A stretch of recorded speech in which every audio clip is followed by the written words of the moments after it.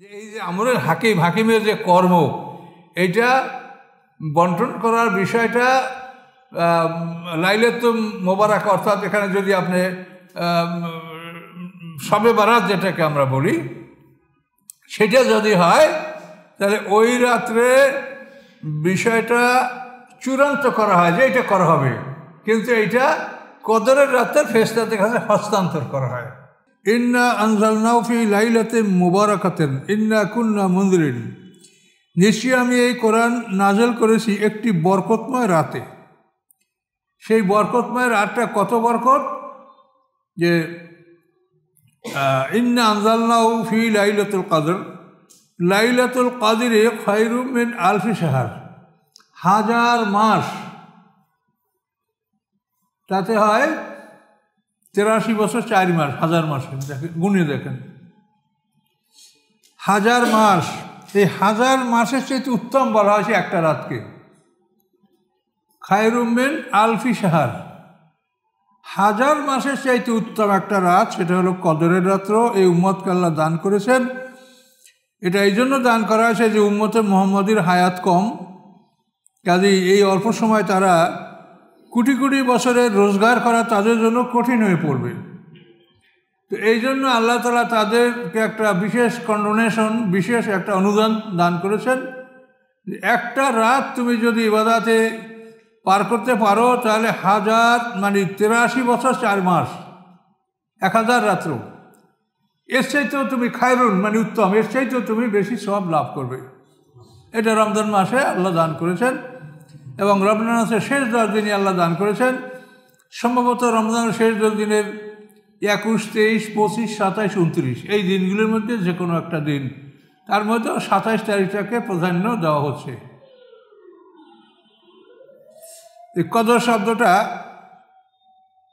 লাইলাতুল কদর শব্দটা 3 বার আসে, আর এই লাইলাতুল কদরের 9টা অক্ষর আছে, এটা 3 বার আসে, তা 3 নং 27। এইটা মানে মানুষ তো অনুসন্ধানী, এগুলো খুঁজে তারা মনে করছে তাহলে যে 27 তারিখই হবে, হতে পারে, আল্লাহই ভালো জানেন। এখন আবার অনেকে মনে করেন যে কদরের রাত কয়টা, আমাদের 27 তারিখ, সৌদিও তার আগে হয়ে যাচ্ছে। এখানে এই চিন্তা করা আমাদের কোনো প্রয়োজন নাই। আল্লাহ তাআলা যদি 364 দিন কদরের রাত দান করে, তাতে আল্লাহর কোনো অভাব পড়বে? তো এখন আপনি মনে করেন কদরের রাত্র একটা, তাহলে এটা আমরা পাইলাম না, সৌদি আরবের লোকে পাইল, এই চিন্তা করাটাই হলো আমাদের আসলে এটা জ্ঞানের স্বল্পতা। আল্লাহ তাআলার এমন কোনো অভাব আছে? তিনি যে আমরা যেখানে আছি, যে আকাশ, যে চন্দ্র সূর্য আমাদের আছে, এইটা দেখে আমাদের যেটা কদর, ওইটা আমাদের কদর। আরেক দেশে কী হলো সেটা আপনার দেখার দরকার নেই, সেটা আপনার বিষয় না। তো এই জন্য আল্লাহ বলেন ইন্না আনজালনাহু, নিশ্চয়ই আমি নাজিল করেছি এই কোরআনকে লাইলাতে মোবারকা, একটা বরকতময় রাতে। আর অন্য আয়াতে তো বলাই আছে ইন্না আনজালনাহু ফি লাইলাতুল কদর, কদরের রাত্রে আমি, সম্মানিত রাত, শক্তিশালী রাত, দি নাইট অফ পাওয়ার, এমন একটা শক্তিশালী রাতে আমি কোরআন নাজিল করেছি। তো আনজালনা শব্দের অর্থ হলো একসঙ্গে পুরা কোরআন নাজিল হওয়া, আর নাজ্জালনা শব্দের অর্থ নাজ্জালনাহু তানজিলা, এর অর্থ হলো অল্প অল্প করে, খণ্ড খণ্ড করে নাজিল করা। তো কোরআন নাজিল হওয়ার 2টা পদ্ধতি, একটা হলো আনজালনা আর একটা হলো নাজ্জালনা। এটা কেন?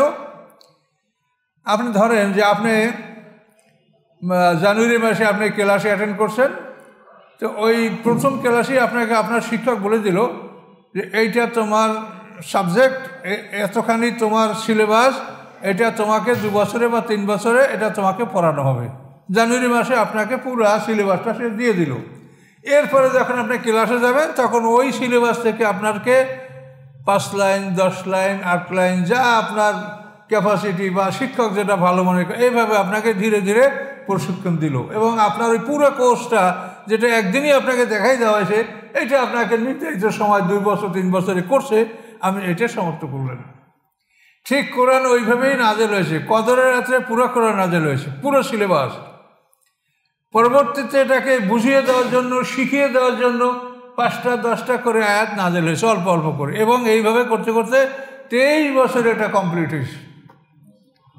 তাহলে এই কোরআন কিন্তু যাদের মাতৃভাষা আরবি তাদের মধ্যেই এই কোরআন 23 বছর বসে কোরআনের প্রশিক্ষণ চলেছে। তো আমাদের দুটো জীবন, ইহকাল এবং পরকাল। পরকালের জীবনটা আমাদের দীর্ঘ জীবন, কোটি কোটি বছরের জীবন। আর ইহকালটা তো আপনার এই 50, 60, 80, 90 পর্যন্ত 100 বছর।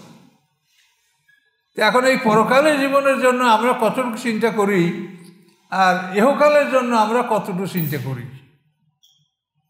ইটালি যাওয়ার জন্য ড্রামের মধ্যে ভৈরা সারিয়া যায় নদীতে, যদি ভাইসা গেল কেন এত গেল, আর না দেবে ওখানে ড্রাম, ইটার মহুয়াত। এটা তো শুধু দুনিয়া অর্জন করার জন্য। ইটালি তো কোনো হিজরতের জায়গা না যে আল্লাহ রসুল বলছে ইটালি যাও তুমি সওয়াব পাবে। তো এই যে দুনিয়ার জন্য আমরা মানুষ এতই আমরা চিন্তিত, এতই ব্যস্ত, অথচ পরকাল সম্পর্কে আমাদের কোনো চিন্তা ভাবনা নাই। এটা অত্যন্ত দুঃখজনক। আর এটা হবে এই জন্য যে আল্লাহ তাআলা জান্নাত জাহান্নাম দুটোই পরিপূর্ণ করবেন। লা আমলা জাহান্নাম আমনাল জান্নাতি ওয়ান নাসি আজমাইন। আল্লাহ বলেন জিন ইনসান এই সকল দল সবাইকে দিয়েই আমি আমার জান্নাত এবং জাহান্নাম দুটোই আমি পূর্ণ করব। কাজে এই জন্য আমাদের সবসময় সচেষ্ট হতে হবে, সবসময় কোরআন জানার চেষ্টা করতে হবে। এবং এই পৃথিবী বড় ফেতনার পৃথিবী। শয়তান সারা পৃথিবী তার নেটওয়ার্ক চালু রাখছে, যার জন্য আমরা অনেক সময় বিভ্রান্তির মধ্যে পড়ছি, আমরা বুঝতে পারছি না। এবং শয়তান থেকে সার্বক্ষণিক যারা আত্মরক্ষা না করেন তারা এটা বুঝবেন না। সবসময় আউযুবিল্লাহ পড়বেন। কোনো একটা জিকির আল্লাহর আপনার জবানে থাকবে, আল্লাহকে সবসময় স্মরণে রাখবেন, তা নাহলে আপনি সঠিক পথে থাকতে পারবেন না। এটা আল্লাহ নিজেই বলে দিয়েছেন, ওমা ইয়াশু আন যিকরির রহমানে নুকাইয়িদ লাহু শাইতানান ফাহুয়া লাহু কারীন। যে আমার জিকির থেকে যে বিমুখ থাকে, আমি তার জন্য একটা শয়তান নির্বাচন করে দিই এবং শয়তান তার সাথী হয়ে থাকে। কারিন মানে সাথী। তো মানুষের সাথে ফেরেশতা কারিন আর শয়তান কারিন, দুটোই কারিন সাথী, দুটোই কোরআনে বলা আছে। সূরা কাফের মধ্যে দেখেন, শয়তান কারিন বলবে অকালা কারিনহু রব্বানা মা আতগাইতু ওয়ালাকিন কানা ফি দালালিন বাঈদ। শয়তান সাথী বলবে হে আমাদের রব, আমি তাকে বিপদগামী করি নাই, মা আতগাইতুহু ওয়ালাকিন কানা ফি দালালিন বাঈদ, সে নিজেই দুর্ভ্রান্ত পথে ছিল, আমি তাকে কিছু করিনি। এই মিথ্যা কথা, শয়তানের কাজে মিথ্যা কথা বলা। আর ফেরেশতা তা কারিন বলবে অকালা কারিনহু হাযা মা লাদাইয়া আতীদ। এলো কারিন, ফেরেশতা কারিন, সে বলবে হে আমার রব, এই তার আমলনামা, আমাদের গলায় আমলনামাটা লেখা আছে, জোনাটা কপি আছে এবং আল্লাহর কাছে ইল্লিন সিজিনে কপি আছে, সেটা সকাল সন্ধ্যা যে এই ফেরেশতারা বদলি হয় এরা নিয়ে যায়। তাহলে ফেরেশতাও কারিন আর শয়তানও কারিন। তো এই জন্য আমাদেরকে খুব সতর্কতার সহিত অগ্রসর হতে হবে, যেহেতু আমাদের সামনে একটা অতি মূল্যবান জীবন। এই যে সূরা পড়লেন ইমাম সাহেব নামাজের সূরা কিয়ামা, কত সুন্দর, ওর মধ্যে বেহেশতের বিবরণ, শাস্তির বিবরণ সবই ওর মধ্যে আছে। জান্নাতে কত সুন্দরী নারী আপনি পাবেন, তার বিবরণ ওই সূরায় আছে। এভাবে সূরা রহমান বা বিভিন্ন সূরায় আল্লাহ তাআলা এই নিয়ামতগুলির কথা বলেছেন।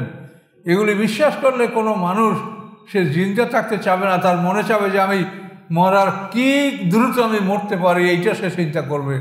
এই জন্য সাহাবায়ে কেরামরা যখন জিহাদের খবর শুনতেন, জিহাদে যেতেন, তখন এতই আনন্দিত ছিলেন তারা, মনে যেন বিয়ে করতে যাইতেছি, এতই আনন্দিত তারা হতেন জিহাদে যাওয়ার জন্য। তারপরে এই নিয়ামতগুলির কথা শোনার কারণে তাদের মনটা এরকম বলতো যে আমরা যত দ্রুত আল্লাহর সাথে মিলিত হতে পারি, আল্লাহর নিয়ামত আমরা উপভোগ করব। বরজাকে হালকাভাবে, আর বিচারের পরে প্রকৃতভাবে শাস্তিটাও হালকাভাবে, আর নিয়ামতটাও হালকাভাবে বরজাকের মধ্যে। বরজাকের পরে হবে পূর্ণাঙ্গ ব্যবস্থা, যেটা কোরআনে আল্লাহ স্পষ্ট বলেছেন, সানুআযিবু মাররাতাইনি সুম্মা ইউরাদ্দুনা ইলা আশাদ্দিল আযাব। আল্লাহ বলেন এই বেঈমান কাফের মুনাফিকদেরকে আমি দুবার শাস্তি দেব, হালকা শাস্তি, এই দুনিয়ায় এবং বরজাকে। তারপরে সুম্মা ইউরাদ্দুনা ইলা আযাবিন আযীম, তারপর তাদেরকে বড় শাস্তি দিকে ফিরিয়ে নেওয়া হবে। কোরআন আবার নূহ আলাইহিস সালাম সম্পর্কে তার জাতি সম্পর্কে আল্লাহ বলছেন, আর নার ইউরাজুন আলিয়া গদুম আসিয়া, সকাল সন্ধ্যা তাদেরকে তাদের আগুনের ঠিকানার সামনে হাজির করা হবে, দেখানোর জন্য এইটা তোমাদের ঠিকানা। ওই তাকুমুসা, আর যেদিন কিয়ামত অনুষ্ঠিত হবে সেদিন আল্লাহ আদখিলু আলা ফেরাউন আসাদ্দিল আযাব, ফেরাউন সম্প্রদায়কে কঠিন শাস্তির মধ্যে ঢুকাও। তো দুটো আয়াতেই এক কথা বললো যে এই দুইটা শাস্তির পরে হবে কঠিন শাস্তি, ওই আয়াতে আগের এই দুটোই।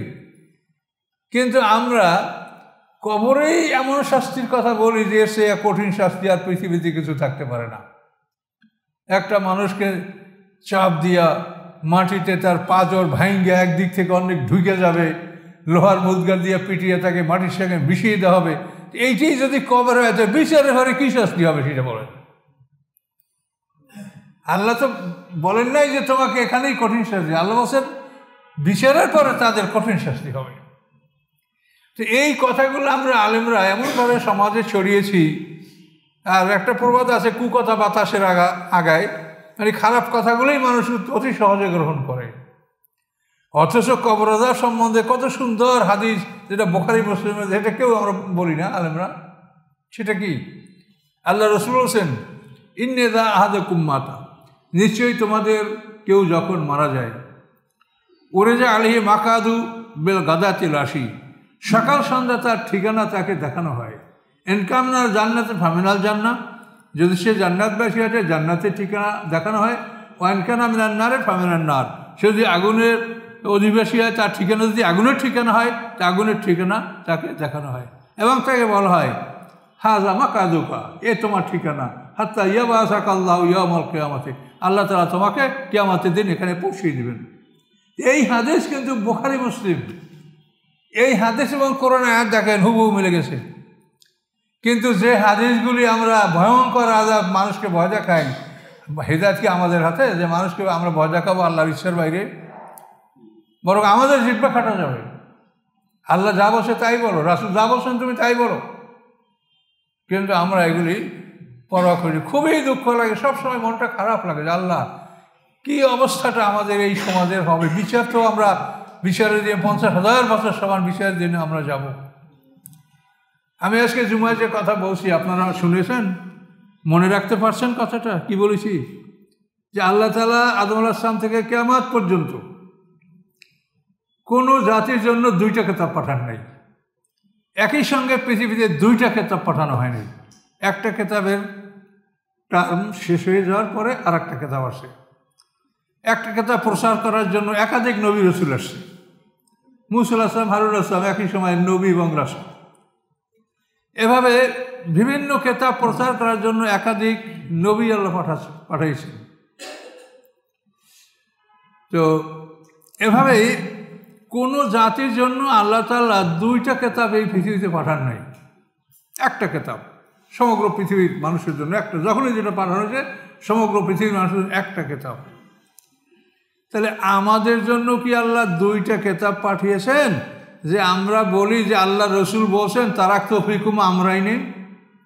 তাহলে বোঝা যায় আমাদের জন্য দুইটা কিতাব পাঠানো হয়েছে। যদি না পাঠানো হয় তা আল্লাহ রসুল কেন বলবেন? আল্লাহ রসুল সম্বন্ধে কোরআনে বলাই আছে ওমা ইয়ান্তিকু আনিল হাওয়া, যে সে মন থেকে মনের ইচ্ছায় কোনো কথা বলেন না। তাহলে এখন আল্লাহ তাহলে তাকে কি দুইটা কিতাব দিছে? কোনো জাতির জন্য আল্লাহ তাআলা দুইটা কিতাব দেন, একটা কিতাব। তাহলে আল্লাহ রসুল কী করে বলবেন যে তারাক্তু ফীকুম আমরাইনি? আমর মানে আদেশ, আসমানি কিতাব মানে আদেশ, হয়তো করার আদেশ অথবা না করার আদেশ। কিতাবটা কিন্তু আদেশ, আমরাইনি মানে দুইটা আদেশ, দুইটা কিতাব। তোমাদের মধ্যে এই দুইটা কিতাব কোথার থেকে দুইটা কিতাব আপনি পাইলেন? কোরআন লেখার জন্য 50 জন কাতিবে হয়েছিল, তারা কোরআন লিখেছে। আল্লাহ রসুল যদি একটা কিতাব লেখাতেন তা সেটার জন্য তো কাতেব থাকবে, সে কিতাবের সংরক্ষণকারী থাকবে, নাম থাকবে। কি আল্লাহ রসুল এরকম কি কোনো পাওয়া যায় কোথাও যে আল্লাহ রসুল তার যুগে তিনি হাদিসের একটা কিতাব লিখিয়েছেন সাহাবীদের দ্বারা? তাহলে আমরা এই কথাটা কোথায় পাইলেন? আর সবচেয়ে বড় কথা হলো বুখারী, মুসলিম, আবু দাউদ, তিরমিজি, নাসাই, ইবনে মাজাহ, এই যে 6 জন হাদিসের মুহাদ্দিস, সেহাসাত্তা, এই সেহাসাত্তার কোনো হাদিসের মধ্যে তারাক্তু ফীকুম আমরাইনি এটা নাই। রাহিকুল মাকতুম আপনাদের কাছে আছে, অনেকের কাছে দেখেন, সেখানে বিদায় অধ্যায় দেখেন, সেখানে দুইটার কথা নাই। মুফতি আমিনুল ইহসান সাহেবের ইতিহাস দেখেন, সেখানেও দুইটার কথা নাই। তাহলে এই দুইটার কথা আসে অনেক দুর্বল সূত্রে, সহি কি গায়ে সহি, সেইগুলি আলেমরা এমনভাবে প্রচার করেছে এখন সবাই মনে করে আল্লাহ রসুল বলছেন বিদে আছে, তোমাদের জন্য দুইটা জিনিস রেখে গেলাম। এখন এই দুইটা জিনিস আপনি রেখে গেলেন, কোথায় পাইল? আল্লাহ রসুল কি নিজের ইচ্ছায় কেতাব রেখে গেছে আমাদের জন্য? দুইটা জিনিস, একটা তো আল্লাহকে আল্লাহ বলবেন, আল্লাহ দিবেন, তাহলে আল্লাহর কেতাব কোরআন। এবং আপনি এই যে সিয়াসাতটার কথা বললাম, বিদায় হজের খুতবাটা 1,24,000 সাহাবীদের মধ্যে হয়েছে। সেই 1,24,000 সাহাবীদের মধ্যে হওয়ার পরে যদি আল্লাহ যদি রাসূল যদি বলে থাকেন যে তারাক্তু ফীকুম আমরাই নেই, তাহলে 1,24,000 সাহাবীর মধ্যে কথা যদি বলে থাকেন, তো কেন এই কথাটা সিয়াসাতটার মধ্যে আসলো না বলেন? আপনারা এইসব যুক্তি তর্ক কিছু শুনবেন না। সাধারণ মানুষ যাদের জ্ঞান বুদ্ধি নাই তাদেরকে শুধু খবর বললেই হলো যে মজার নসিব হাদিস মানে না, তো এগুলো বাপরে বাপরে তার কথা শোনা যাবে না।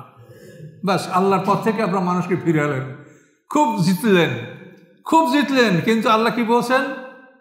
ইয়া আইয়ুহাল্লাযীনা আমানু, হে ঈমানদারগণ, ইন্না কাসীরাম মিনাল আহবারি ওয়ার রুহবানি, নিশ্চয়ই অনেক ইহুদি আলেম, খ্রিস্টান আলেম, এর সঙ্গে মুসলমানদের পীর দরবেশ, ইয়াকুলুনা আমওয়ালান নাসি বিল বাতিল, তারা অন্যায়ভাবে মানুষের সম্পদ ভক্ষণ করে, ওয়া ইয়াসুদ্দুনা আন সাবিলিল্লাহ, এবং মানুষদেরকে আল্লাহর পথ থেকে ফিরায়।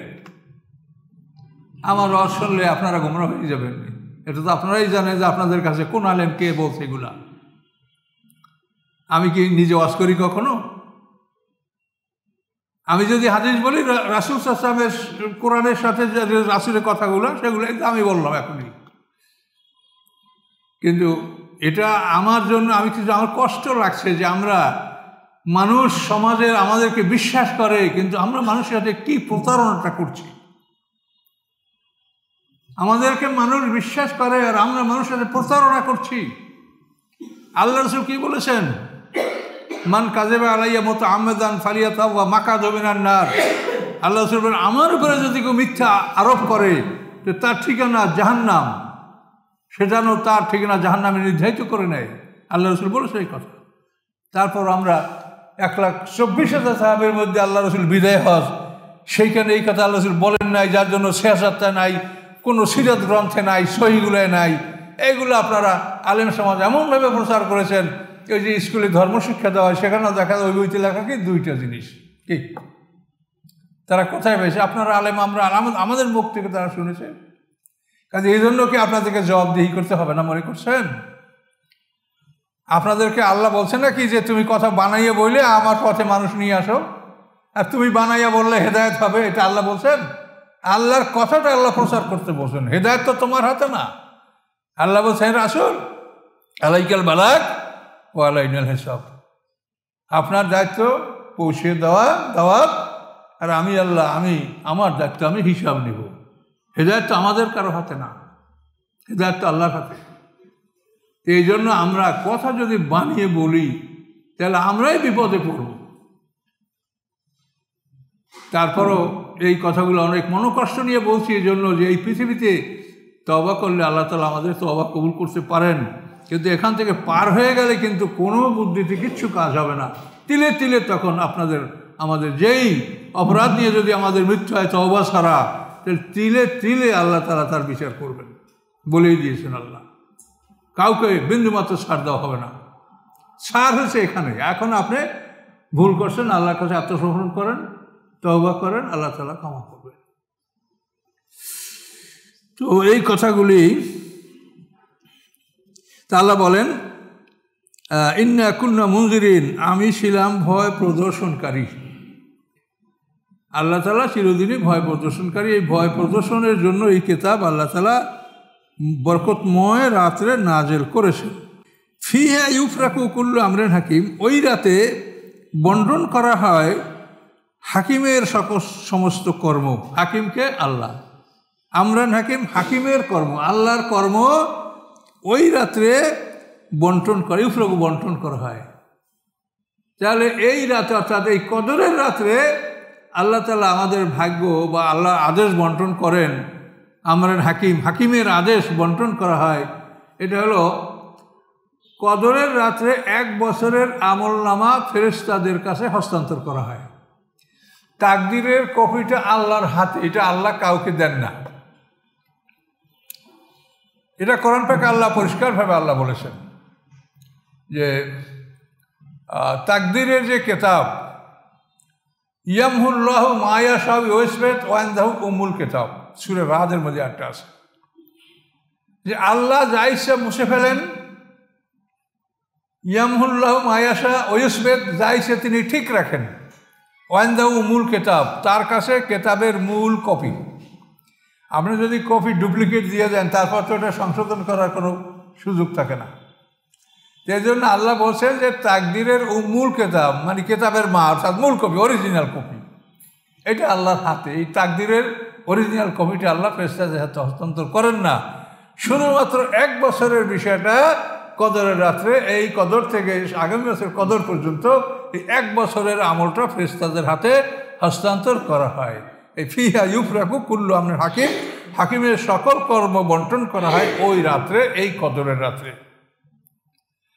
তো এই কদরের রাত্রে সম্পর্কে, লাইলাতুল মুবারাক সম্পর্কে অনেক তাফসীরকাররা বলেছেন যে এর দ্বারা লাইলাতুল বারাতকে বোঝানো হয়েছে। এই যে লাইলাতুল বারাত রমজানের আগে, তো শেষ পর্যন্ত এই দুইটা জিনিসের তারা মীমাংসা দিয়েছেন এই যে লাইলাতুল বারাতের সিদ্ধান্তটা গ্রহণ করা হয়, লাইলাতুল কদরে সেটা কার্যকর করা হয়। মানে যখন এই দুইটা নিয়ে তর্ক যে আসলে এটা কি বারাত না কদর, এখন তাফসীরকাররা সিদ্ধান্ত দিয়েছেন যে এই যে আমরের হাকিমের যে কর্ম, এইটা বন্টন করার বিষয়টা লাইলাতুল মুবারাক, অর্থাৎ এখানে যদি আপনি শবে বারাত যেটাকে আমরা বলি, সেটা যদি হয় তাহলে ওই রাত্রে বিষয়টা চূড়ান্ত করা হয় যে এটা করা হবে, কিন্তু এইটা কদরের রাত্রে ফেরেশতাদের কাছে হস্তান্তর করা হয়। এইভাবে বলে তারা জিনিসের সমাধান দিয়েছেন, মানে ওই রাত্রটারও সম্মান দিয়েছেন তারা, যে ও রাত্রটাও আল্লাহর কাছে একটা সম্মানিত রাত। এবং এই ব্যাপারে অনেক হাদিসও আছে। আল্লাহ বলেন, আমরা মেনেন যে না, আদেশগুলি সব আমার নিকট হতে। তাহলে আদেশ রাসূল দিতে পারেন না, ফরজ সুন্নাত মুস্তাহাব যাই বলেন সমস্ত আদেশ কার? আল্লাহর। সুন্নাত কার? আল্লাহ। সমস্ত সুন্নাত সমস্ত কর্ম আল্লাহ। আল্লাহ ছাড়া রাসূল কিছু বলার তার অধিকার নাই। তো সেইখানে রাসূল বলবে আমি দুইটা জিনিস রেখে গেলাম, এটা কত বড় কথা। দুইটা জিনিস আল্লাহ বলছেন একটা, সেইখানে দুইটা। তামাম পৃথিবীতে আল্লাহ তাআলা কোনো জাতির জন্য দুইটা কিতাব পাঠান নাই। আর এই দুইটার কারণেই আজকে আমাদের সমাজে অধিকতর যে গণ্ডগোলটা আমাদের হচ্ছে, দলাদলিটা হচ্ছে এই দুই কিতাবের জন্য। দুই কিতাব তো একটা।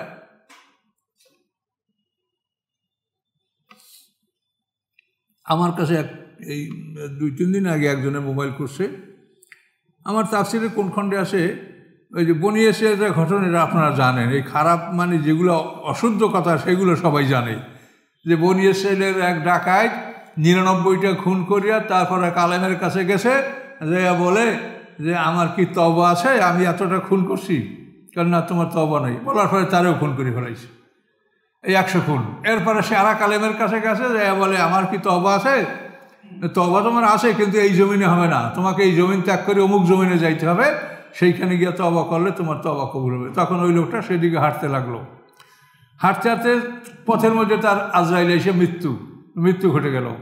ঘটার পরে এখন এই মৃত্যুর সময় 2 দল ফেরেশতা এসে, নেক ফেরেশতা, বদ ফেরেশতা না মানে আর কি, যারা কাফের জান কবজ করে, ফেরেশতার মধ্যে কোনো বদ নাই, তারা সবই ভালো। তো এখন কোন ফেরেশতাটা জান কবজ করবে? তো শেষ পর্যন্ত তাদেরকে আল্লাহ পরামর্শ দিয়েছে যে সে জমিন মাইপে দেখো, যেদিকে তাকে যাইতে বলা হয়েছে সেই জমিনটা কাছে না যেখান থেকে রওনা সেইটা কাছে। যদি ওই জমিন কাছে হয় তাহলে তাকে তোমরা খালাস দিয়ে দাও, জান্নাতি ঘোষণা করে দাও। তাই জমিন ছিল ওইটা দূরে। শেষ পর্যন্ত আল্লাহর হুকুমে ফেরেশতারা জমিন টান বলাইয়া লম্বা করে দিয়া তারে ওই যেদিকে যাইতে বলছে সেই জমিনের কাছাকাছি নেওয়া হয়েছে এবং তাকে এভাবে খালাস দেওয়া হয়েছে। আর এই হাদিস যদি বিশ্বাস করেন তাহলে অবস্থাটা কী দাঁড়াবে? যে 100টা খুন করার পরে আল্লাহ তাকে ভেস্তে নেওয়ার জন্য এত চেষ্টা করছে, 2-5টা খুন করলে তো অনায়াসে ভেস্তে যাবো, তাহলে চিন্তার কি আছে? এখন কোরআন কি বলে দেখেন, কোরআন বলে অমান কাতালা নাফসান বেগারে নাফসিন আও ফাসাদিন ফিল আরদে ফাকান্নামা কাতালান নাসা জামিয়া। আল্লাহ বলেন যে অন্যায় করে নাই, অপরাধ করে নাই, ফাসাদ করে নাই এমন একটা মানুষকে কেউ যদি হত্যা করে, সে যেন তামাম পৃথিবীর মানুষ হত্যা করলো। কোরআনের আয়াত, আপনি কি করবেন করেন? এখানে মোমেন কাফের বলা হয় নাই, নাফসান একটা মানুষ। অমান কাতালা নাফসান বেগারে নাফসান, সে কাউকে খুন করে নাই, ও ফাসাদেন, সে পৃথিবীতে কোনো অনাসৃষ্টি করে নাই, সে মিসচিফ মেকার নয়। এমন একটা মানুষকে হত্যা করলে সে যেন তামাম পৃথিবীর মানুষ হত্যা করলো। আর মোমেনকে হত্যা করার ব্যাপারে কোরআনে বলেছে অমান কাতালা মুমিনান মুতাআম্মিদান ফাজাযাউ জাহান্নাম খালিদান ফিহা গযবাল্লাহু আলাইহি লাআনা। ইচ্ছাকৃতভাবে কেউ মোমেন হত্যা করলে তার জন্য চিরদিন জাহান্নাম, আল্লাহর গজব, এবং চিরদিন সে অভিশপ্ত থাকবে, কোনোদিন তার তওবা কবুল হবে না। এটা কোরআনে বলা আছে।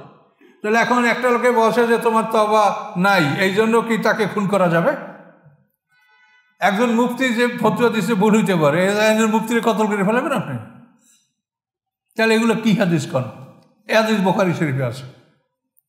এখন ওই লোকটা বলে হুজুর আপনি বলছেন গ্রহণযোগ্য না, তো হাদিসটা তো আমি দেখলাম বুখারী শরীফে আছে। বুখারী শরীফ যদি আসমানি কিতাবে তারপর মানেন। এই জন্যই তো যে আমরাই না কথাটা কোথার থেকে আসলো? আল্লাহ কি 2টা কিতাব পাঠাইছে আমাদের জন্য? যদি ওখানে রাসূলের কথা থাকে সেটা আপনি মানেন, পরীক্ষা নিরীক্ষা করে দেখেন। রাসূলের কথা মানা আমাদের জন্য ফরজ। আল্লাহ রাসূলের আনুগত্য করতে বলছে কোরআনে 40 বার। কাজী রাসূলের কোন কথা সেটা আমাদের জন্য মানা ফরজ। আমরা তো রাসূলের বিভিন্ন কথা বিভিন্ন সমাজের বহু হাদিস আমরা বর্ণনা করছি, কিন্তু আমরা যদি বুখারী শরীফকে আসমানি কিতাবের সাথে সমকক্ষ মনে করেন, তাহলে তো আপনি হালাক, আপনি বরবাদ।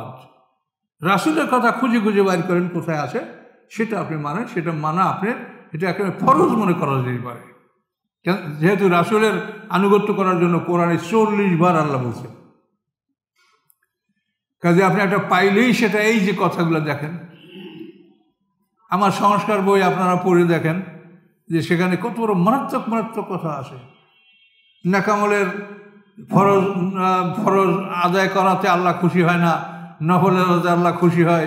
এই নফলের রোজা বেশি করে, নফলের রোজা করতে করতে তার এমন একটা অবস্থা সৃষ্টি হয় যে তার হাত আল্লাহর হাত হয়ে যায়, চোখ আল্লাহর চোখ হয়ে যায়, তার অঙ্গ প্রত্যঙ্গ আল্লাহর হয়ে যায়। নাউজুবিল্লাহ। আল্লাহর কোনো দেহের আকৃতি আছে? আল্লাহর কোনো মেশাল আছে? আল্লাহ বলেন লাইসা কামিসলিহি শাইউন, আল্লাহর মতো কোনো জিনিস নাই। কোনো জিনিস আপনি আল্লাহকে বুঝাতে পারবেন না। আল্লাহ নিজে বলছে হাত, আপনি ওই হাত বিশ্বাস করেন। আল্লাহ বলছেন আমি তোমার সাথে আছি, আপনি বিশ্বাস করেন আমার সাথে আছে। আমার সাথে আপনি থাকলে যেরকম আমাকে দেখতে পাচ্ছেন সব কিছু, মনে করেন আল্লাহ সেভাবে আমার সাথে আছে। কীভাবে আছে সেটা আল্লাহ জানে, এর ব্যাখ্যা আপনি চাবেন না। এখন এই যেই কথাগুলিতে মানুষ শিরকের মধ্যে ঢোকে, এরকম বহু হাদিস এরকম সিয়াসাতের মধ্যে ঢুকানো আছে। তার কারণে তো মানুষই লেখছে, ওটা তো মানুষই লেখছে, এবং আপনার আমার মতো মানুষই লিখেছে ওটা। যারা হাদিস লিখেছে তারা সাহাবিও না, তাবিই না, তাবৎ তাবিই না, কিচ্ছু না। ইমাম বুখারী উনি 3 যুগের মানুষ না, এর পরের 3য় যুগে তাবৎ তাবিন হইতে হলে তাবিকে দেখলে তাবৎ তাবিন হয়। তাবি হলো হুসাইম ইবনে বশীর, সর্বশেষ তাবি। উনি 182 মারা গেছেন। আর ইমাম বুখারী জন্মগ্রহণ 194 হিজরি। তাহলে এই 82 to 94 এই গ্যাপ। যদি উনি 82-র আগে জন্মগ্রহণ করতেন ইমাম বুখারী, তাহলে তিনি তাবৎ তাবিন হইতে পারতেন। আজই তার সম্মান আছে, তার সম্মান আছে, আমাদের ওস্তাদেরও সম্মান আছে, আমাদের মুরব্বীরও সম্মান আছে। আল্লাহ রসুলদের সবাইকে সম্মান করতে বলেছেন। বড়কে সম্মান করো, ছোটকে স্নেহ করো। কিন্তু আমাদের সমাজে এর প্রথা তো নাই। আমরা ছোটকে তুচ্ছ তাচ্ছিল্য কথা বলি, আর ছোটরা আমাদেরকে তিরস্কার করে।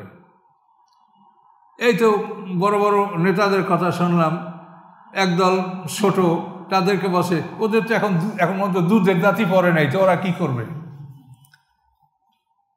এই যে তাচ্ছিল্য, এখন ওরা বলবে যে আপনাদের তো আক্কাল দাঁত পড়িয়ে গেছে, আপনারা কি করতে পারবেন? কি তাহলে এইগুলো কথা কি আল্লাহ পছন্দ করে? আল্লাহ বলছে বড়কে সম্মান করো, ছোটকে স্নেহ করো। তো কাজে আমরা আসলে আল্লাহর কথা মানি না, রাসূলের কথা মানি। রাসূল বলেন নাই মান লাম ইয়ারহাম সাগীরানা ওয়া লাম ইউক্কির কাবীরানা ফালাইসা মিন্না, রাসূলের হাদিস, যে ছোটোর প্রতি যে স্নেহশীল না হয়, বড়কে যে সম্মান না করে, সে আমার নয়, আমার দলভুক্ত নয়। তা আমরা কই, সেখানে তো আমরা তুচ্ছ তাচ্ছিল্য করে একে অপরকে কথা বলছি। কাজে এগুলো ঠিক না।